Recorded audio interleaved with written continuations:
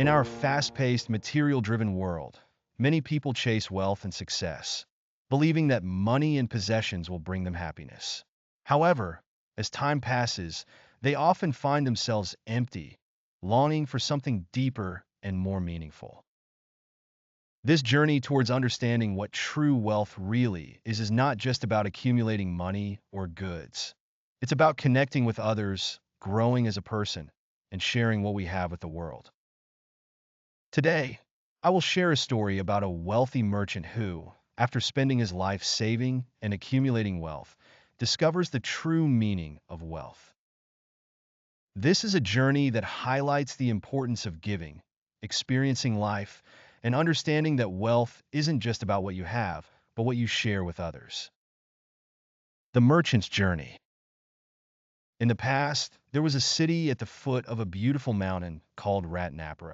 This was a city full of merchants from all around the world, bustling with energy and wealth. Among them was a merchant named Dharma Keer, a man who had spent his entire life working tirelessly to amass a fortune. His mansion was filled with treasures, his walls built like a fortress to protect his wealth. But Dharma Keer's life was far from fulfilling. He had spent years hoarding his riches, living simply, avoiding celebrations, and depriving himself of the pleasures of life. His food was plain, his clothes minimal, and he spent no money on luxuries. The only thing that mattered to him was his wealth. Despite his riches, Dharma Keer was deeply lonely. His wife had passed away, and his only son, Ratna, had left him, calling him a slave to money. His friends had long since abandoned him, and his heart was cold, closed off from the world. One evening, as Dharma Keer sat alone in his garden, he noticed a single white flower blooming. It was a moonflower, one his late wife had cared for. This was the only flower in the garden that continued to bloom every year, despite his neglect. As he stood there, lost in thought, a young beggar approached him and asked, "What are you thinking about, sir?" Dharma Keer was surprised by the kindness in the beggar's voice. He had always turned away beggars, but for some reason, he felt compelled to respond. As he looked at the flower, he said, "Maybe my life is like this flower, wasting away without purpose." The beggar smiled and said, "The flower may seem to wither, but it is simply preparing to nourish new life. Just as the leaves fall and return to the earth to feed new growth, your life can also serve a higher purpose." These words struck Dharma Keer's heart. For the first time in years, he felt a shift inside. He realized that all his wealth had been for nothing if he hadn't shared it with others, if he hadn't connected with people, and if he hadn't lived a life of love and generosity. The path to true wealth.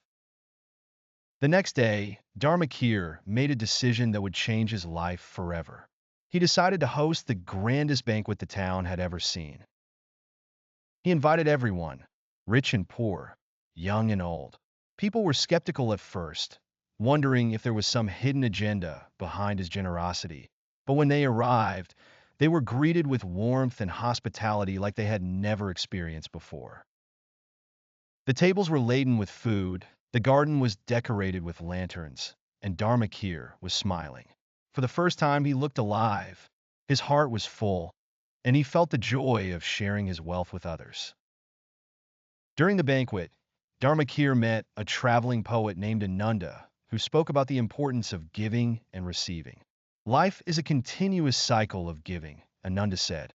We receive, we give, and in doing so, we create a richer, fuller life. Dharma Keer was deeply moved by these words. He realized that wealth, true wealth, isn't about keeping things to yourself. It's about creating a flow, a cycle of giving and receiving that enriches everyone. A new path. After the banquet, Dharma Keer decided to change his life. He gave away much of his wealth and went on a journey with Ananda to learn about the true meaning of life. They traveled together, meeting farmers, craftsmen, and monks, each one teaching Dharma Keer that happiness and wealth are found in the simplest things: sharing, helping others, and living with purpose.